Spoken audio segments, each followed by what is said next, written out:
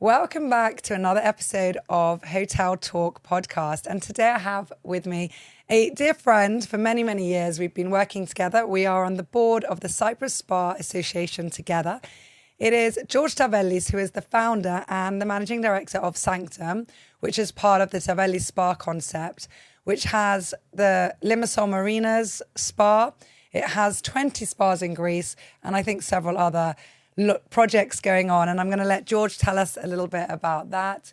But George, maybe we'll start at the beginning and just tell everyone, obviously you're Cypriot, but tell everyone a bit about you, where you grew up, a little bit about your life and how you ended up in spas. Farah, thank you very much for having me here. What you are doing is fantastic. I love what you are doing. It's, having people here and sharing their experience and especially talking about the hotel industry and the wellness and nutrition and all of these things. I have seen several episodes of yours and they're actually right at the point. A lot of people are enjoying it. Oh, thank you so much, George. Yeah, all my life, I was, around exercise and health. I grew up doing different kind of sports. I end up playing as a professional footballer. I was a goalkeeper playing at Apollon. I did not know that. Yeah. I knew you were sporty, but I didn't realise you were a goalkeeper with Apollon. In the first team, and I play in the national team of Cyprus also. Oh. Yeah. So after I finished the army, I had a very good proposal and offer from Philip Christopher in New York to go there and play for New York Freedom's Pan Cypriot at that time and study at the same time. So I left Cyprus. Even though I had a lot of love for Apollon and for playing football, but I went there because I saw that the future was, and especially when there were no motivation at that time for players to stay and play in Cyprus, and the incentive to go and play in the States with Pan Cypriot covering your expenses and paying for your school, it was very, very good, and a lot of Cypriot players, they went there and it must have been played. Literally an opportunity not to be missed. Yes, of course, a very good opportunity. So I went there, and I went actually with my wife there with Antonia, and oh, that's so nice. You were together since then? We were together since high school. Oh. High school sweetheart, yes. 30-something. Anyway. And then I stayed there for 10 years. I played for New York Freedoms, for Pan Cypriot. I was a captain there, and I studied physical education, my first degree. And then I did my master in exercise physiology. And then I started my PhD at Columbia University. And 2 years after within my PhD, I got an offer from the president of the Cyprus Spa Association from Goa at that time, Mr. Ouranios Ioannidis, to come and open with some other people, to open the Sports Research Center in Cyprus, to do tests for athletes and all of these things, which it was my study.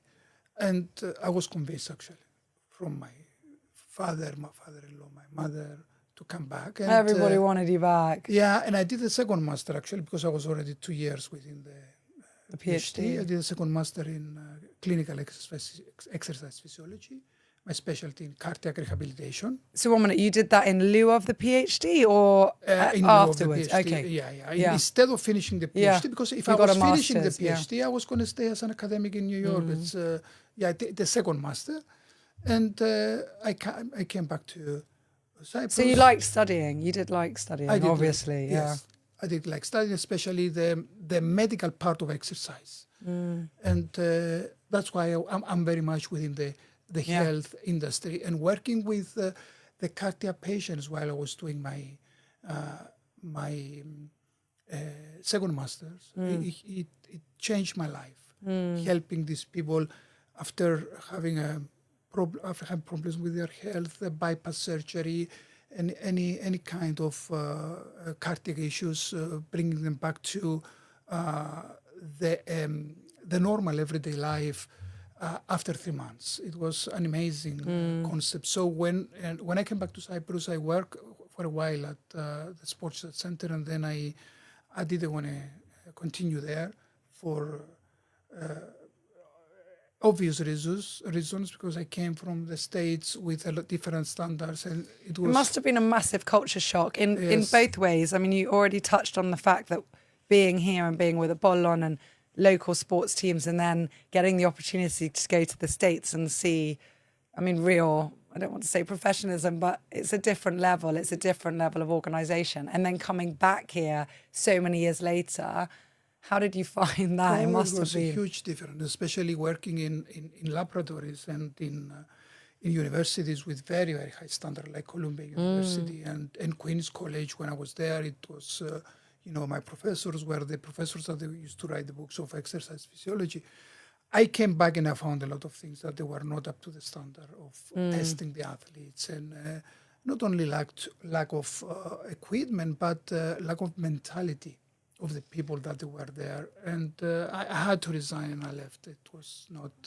But how did you cope with that psychologically and emotionally? Because that must have been really frustrating for you, knowing what you knew and then seeing the mentality not there to help people. It was very hard, especially to see that all of these people that we had, all of these athletes that we had, and they were doing different kind of sports,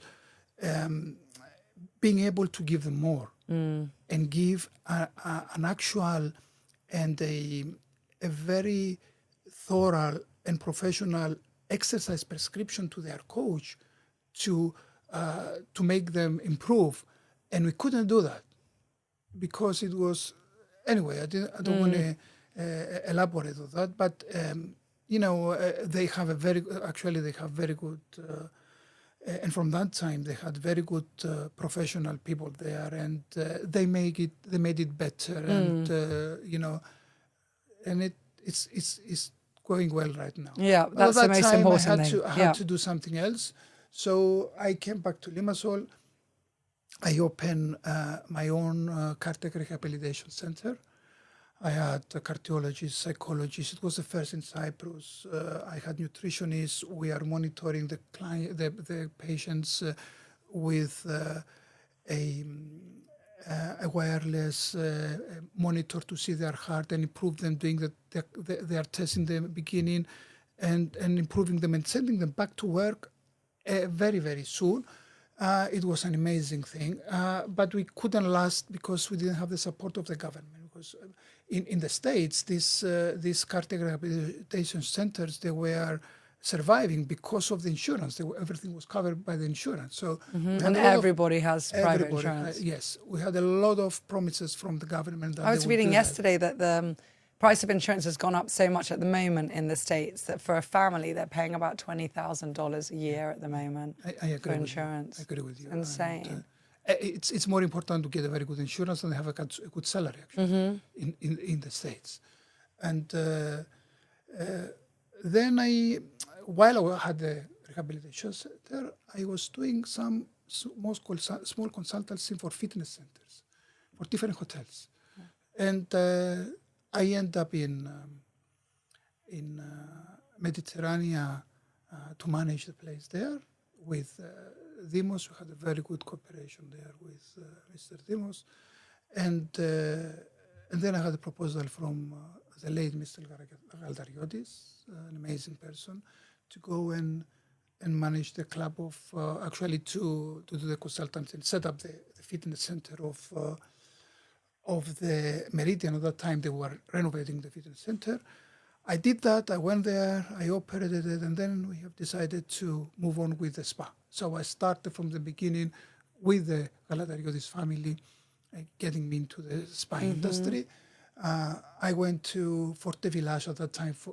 Meridian was under Forte Village. I went to the Forte Village of Sardinia. I got trained from Dr. Scarpa and Dr. Cerina at that time.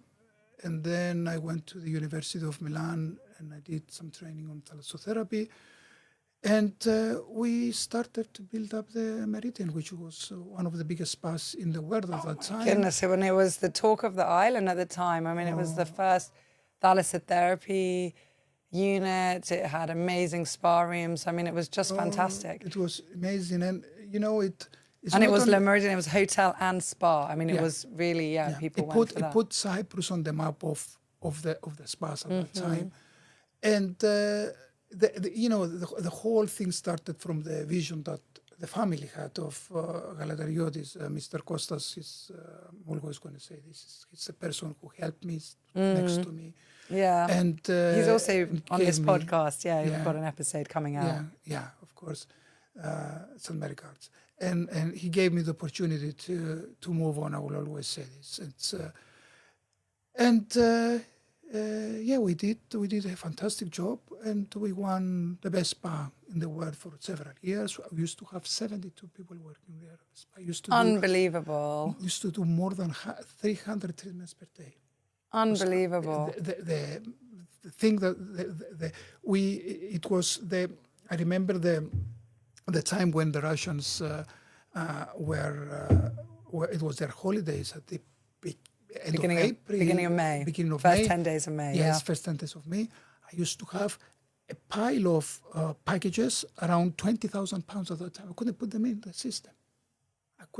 system. If I had another 10, 20 treatments and I had 34 at that time, it was going to be full.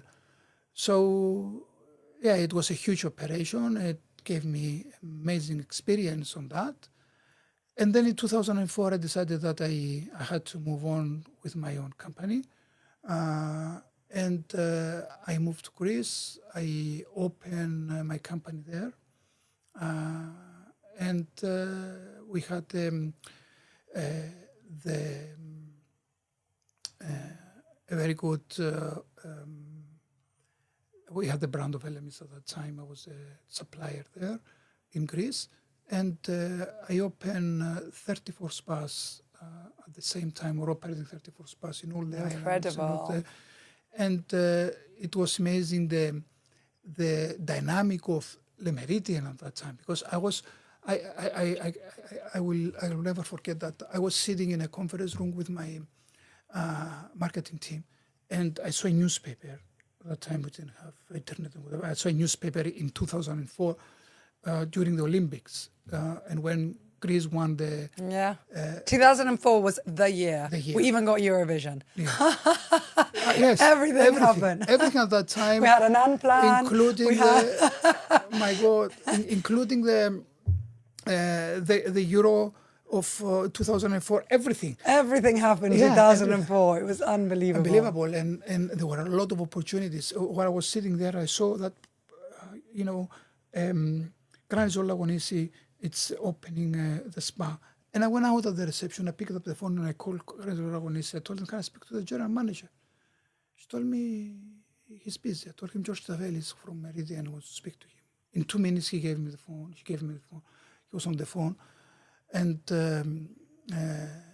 he told me, George, what do you want? I told him, I'm in Greece now, I'm opening my company. He said, come tomorrow, we'll meet with Ms. Mantonanakis, the owner. And I got the spa immediately, the one inside, the one outside there immediately.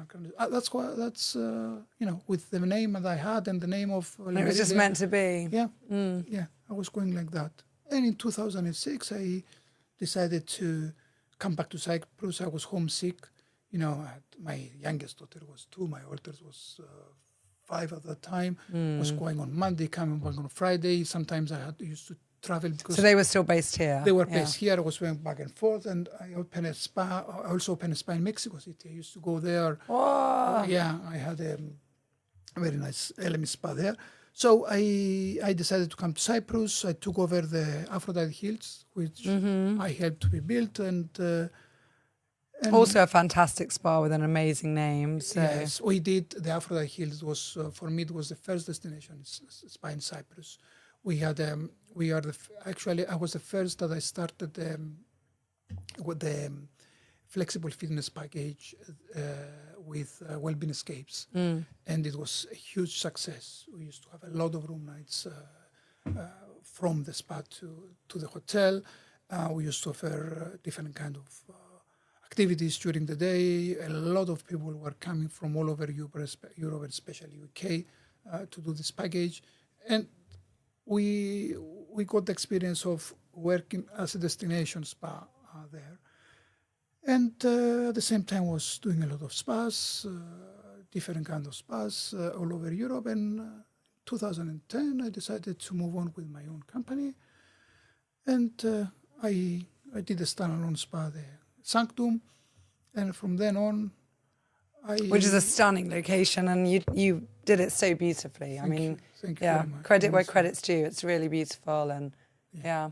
And at the moment, I have in my portfolio over 105 spas at the moment. Wow. Yeah. That's And, incredible. my last baby is Minthis Hills, which is an amazing spa there. It's operated by Sanctum. We have, at the moment, we have as a company 11 projects on the pipeline in Greece and some in Cyprus and some, even in Croatia, of course, the spa coming up. We are doing, official consultants of Marriott and Hyatt, and we are also an official consultant of Johns Hopkins Hospital. We are doing the rehabilitation center of Johns Hopkins Hospital at Jeddah. Wow. Yeah, in Saudi Arabia.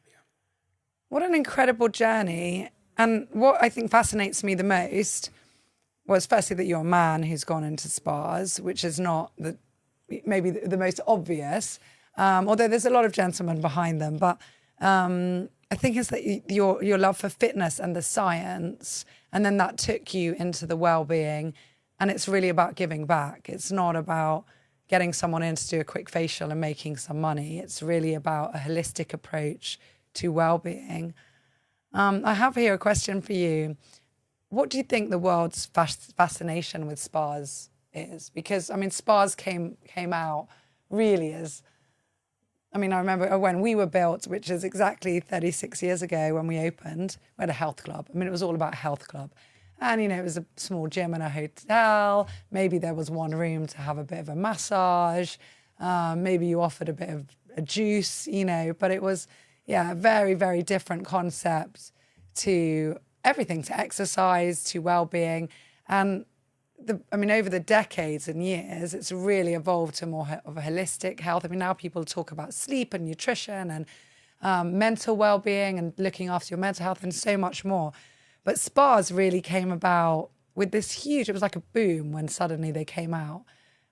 Why? What do you think was the need for that? And why does everybody recognize that it's like an ultimate luxury? I don't know. Obviously, it's because people are, they need to unwind, they need to escape somewhere. And it became a boom, and unfortunately the word spa became very marketing-wise, where the word wellness should be there first, and that's the first thing that we need to think about. And people who are on the need of relaxing, especially after the booming of the millennium and all of these things, people were looking to do something luxury and escape. But nowadays it became, as you mentioned, it became a lot of around mental health, about focusing what wellness is. And wellness is different from one person to another. Wellness for me, for example, is to wake up in the morning and exercise.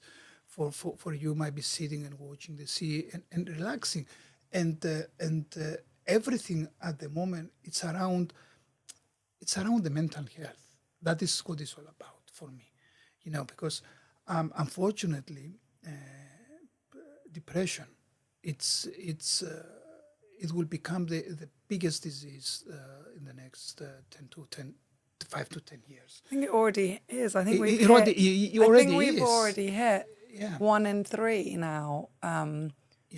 Will suffer or have suffered from some form of mental illness, and depression is number one. Yes, unfortunately, and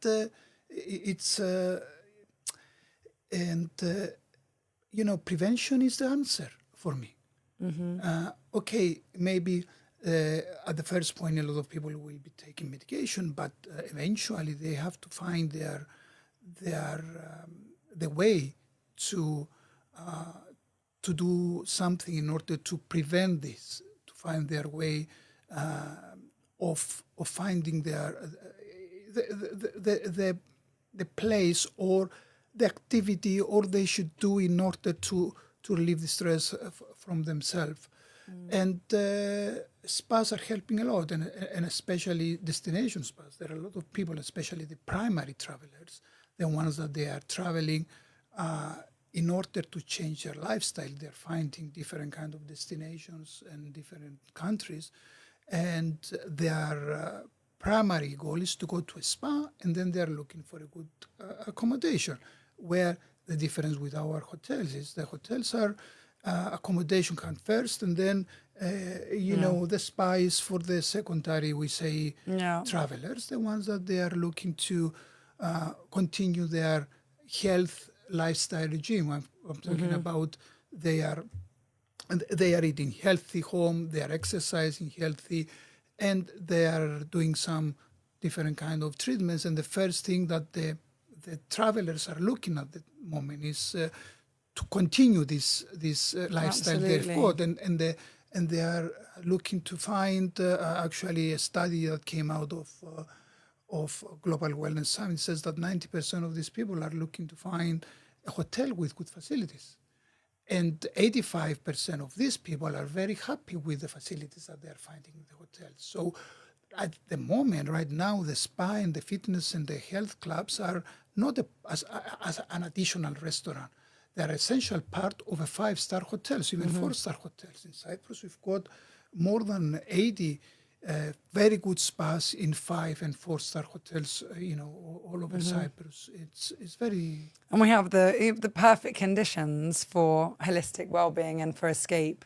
Yeah, I mean, the weather's perfect even in January. It's amazing to go outside and just exercise outside and go for a walk and relax. And I know that at St. Raphael, we're actually doing dynamic packaging now, where people can have a proper retreat here, but package it up themselves, so they can choose to see a psychologist or a well-being coach or a life coach or a nutrition coach.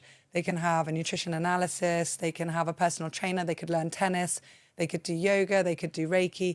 So they can they can do a juicing detox. So they can package it up all themselves, because, as you rightly said, what works for one person doesn't work for another.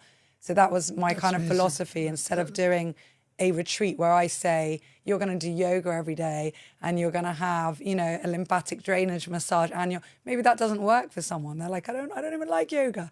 So they can package up exactly what they feel. This is something that you've been doing, because your lifestyle is like that. Yeah.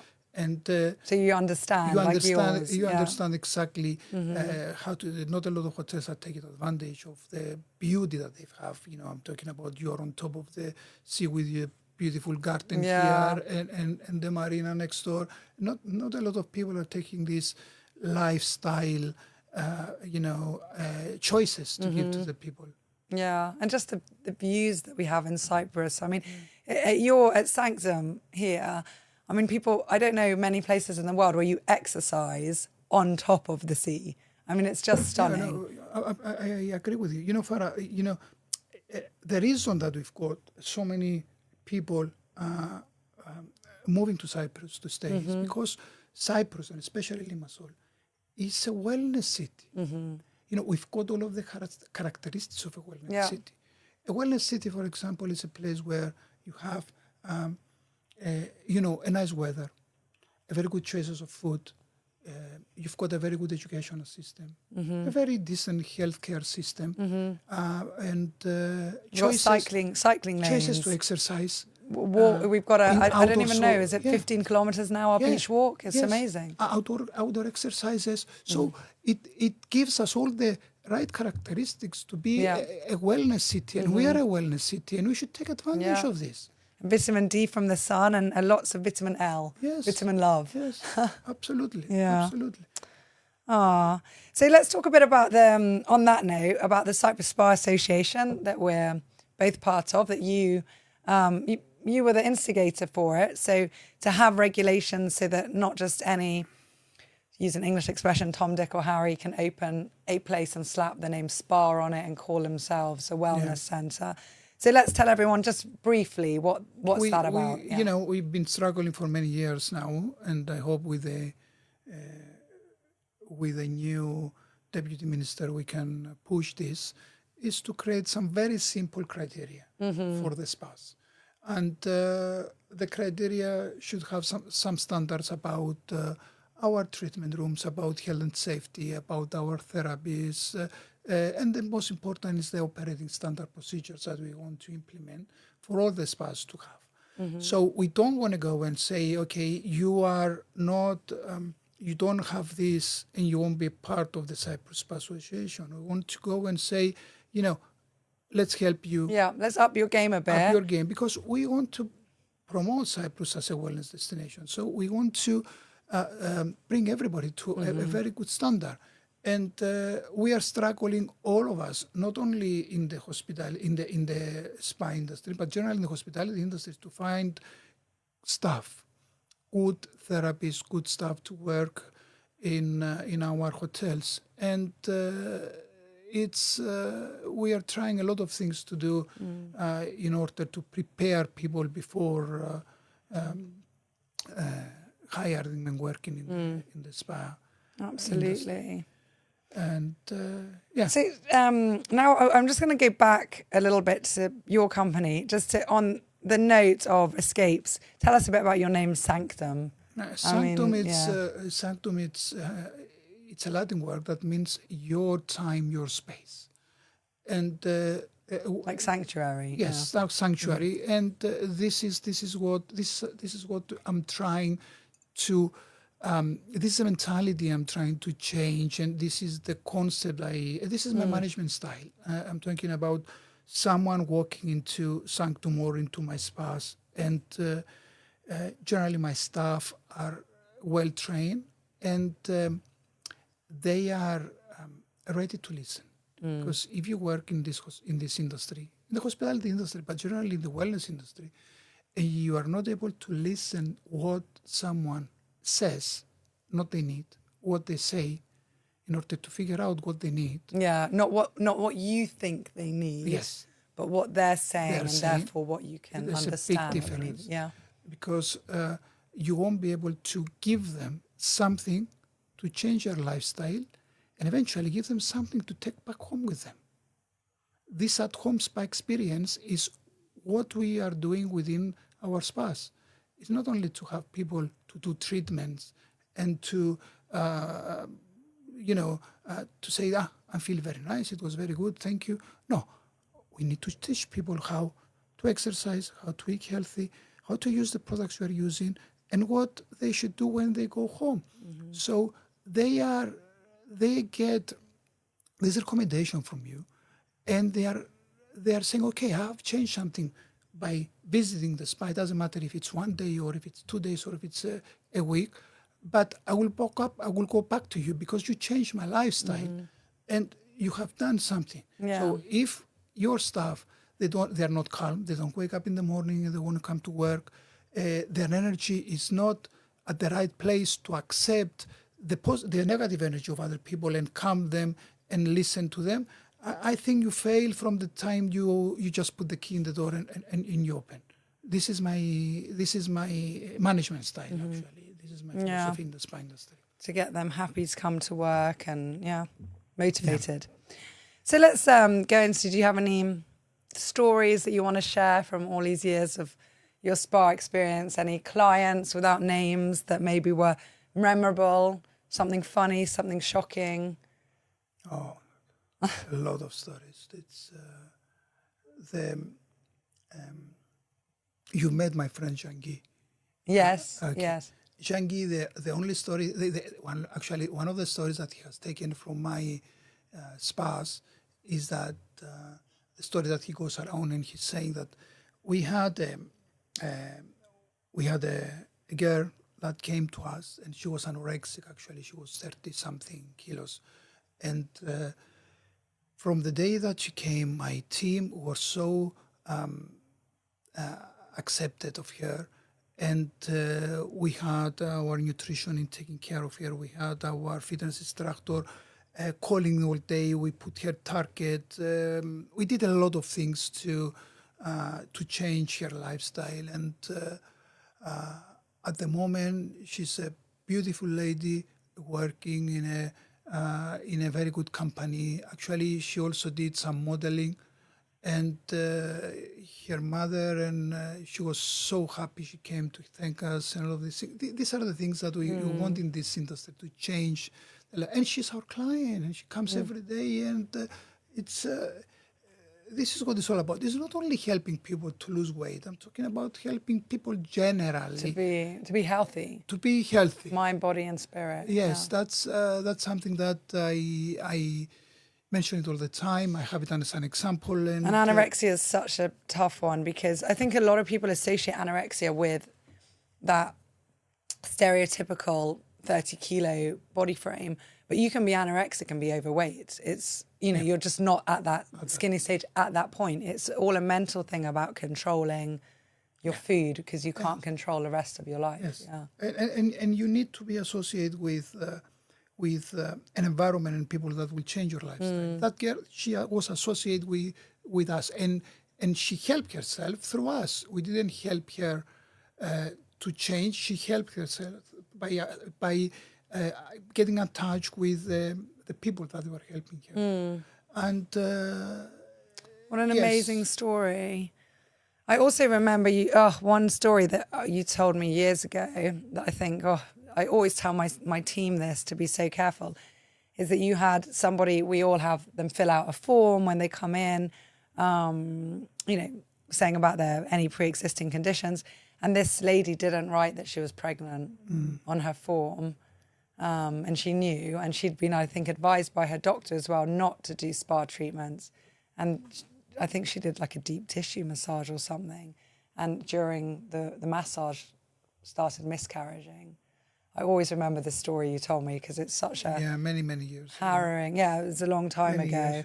Yeah. And I share that just to remind anybody who's listening the importance of always being honest as a client, and then obviously as a professional, to make sure you listen and try and gauge your client. Yes, it wasn't the professional's fault, but yeah. In many cases, unfortunately, the clients might write their problem, and the therapists, they don't even bother reading it, or if they don't know something, they don't ask before they go to the treatment rooms, and this is one of the things that they have to be very careful, because at the end of the day, you have to do with the health of people. It doesn't matter if it's a normal massage or if it's a facial. It's you are touching people. You are you have to do with their health. So that's why you need to have qualified people to do these things, and this is what, as a Cyprus Spa Association, we are we're shouting all the time that don't get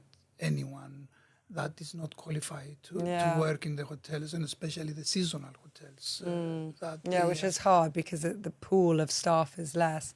Yeah. It's tough because it's interesting rather. I mean, we see some clients come in and want that absolute sanctuary space, just silence, and to come in and relax and be in their own thoughts and just be. And then we have others who literally will come in and tell a therapist their whole life story, and sit there, even having a simple pedicure or a massage or facial, and just cry and be there and hug them. And each one is individual, and that's what they need. For everybody. Yeah. Most of the times people, when they come to the spa, nowadays the trend that we say is that it's not that the people are coming and they want to have a treatment. They want to have a treatment. They want to have this. But the most important thing for them is to have time for their own. Exactly. Time out. Time for themselves. Time for themselves. That's why the spas that we design, we have to have spaces where people can sit by themselves, maybe read a book or maybe watch the view. And this is this is the reason that most of the times you extend the average stay of a client within the spa. And you need that. Yeah. And when we create a destinations package, from my experience, I'm talking about the experience that I have through the Euphoria Retreat that I have created in Greece, which is one of the best destination spas in the world. What we have done in the spa package, you don't put more than 1.5 treatments per day. Not because the price will go up if we put a lot of treatments, but we need to allow the people to have time between the treatments, between the activities that they're doing, to spend time by doing nothing. You know, it's they're coming for an environment of working, and especially to the big cities. And to unpack what they've just had. You know, at the end of the day, if they've had a stunning aromatherapy massage, that's enough. You know, that's already, their body needs to absorb that time. Absolutely. If they've got that, and then a facial, and then manicures, and then they go for a Reiki, and then they do, it's just too many things. No, of course. No. It's better to have the price of the treatment higher and allow the people to use the facilities and relax instead of bombarding them with one treatment after the other. They don't want this, most of them. Yeah, that's lovely. So tell us your favourite quote, my favourite question at the end of every episode. My favourite quote, which I didn't think, but I always say that we have to think that wellness is not about the lack of health. It's about the change of a lifestyle. So if we, it means that we don't have to get sick to change and to become, healthy and with a mind that is clear and is relaxed.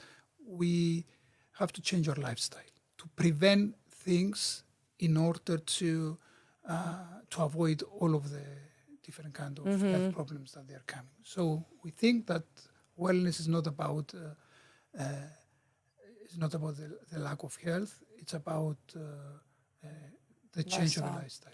Yeah. Actually, I just wrote a newsletter for my club that had that as the main topic. It's a person with health has 1,000 dreams, and a person without their health has just one, and that's to get their health back. Yes, absolutely. So if you're healthy, you can keep dreaming and planning, and absolutely. Right. So bonus question now. Pick anyone you want. This is from the team. I'll read it to you. Here it is to me. And let's see what you got. Drum roll. If you had to write a book tomorrow, what would it be about? What would you write about? I love that. I almost know the answer, but... If I will write a book tomorrow, what would it be about?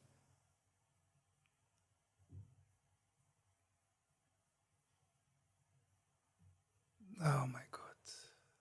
I've got a lot of things that I want to say. It might sound very, I don't know, how can I say, but I will write a book about my life experience. Yeah. Honestly, because I've been through a lot to get where I am at the moment. And I want to say to people that, I want to give the message that it doesn't matter how many times you will fail on the ground, you need to move on and stand up and move forward. And I have done this through exercise, and exercise gave me a lot of mental health and to do this, because I've got a lot of stress. I'm a person that has a lot of stress. But you found your way to cope with it. Of course. Yeah, and that's part of life's battles. We all have our own demons and obstacles to overcome, and we have to find our own way. As you said, for someone it might be meditating, for another person it's exercise, whatever it is to help us get through. That's amazing. Thank you for sharing that, and I hope you do write that book, because everybody's story can be someone else's survival guide. So your story could be what would you call your book? Oh my God, I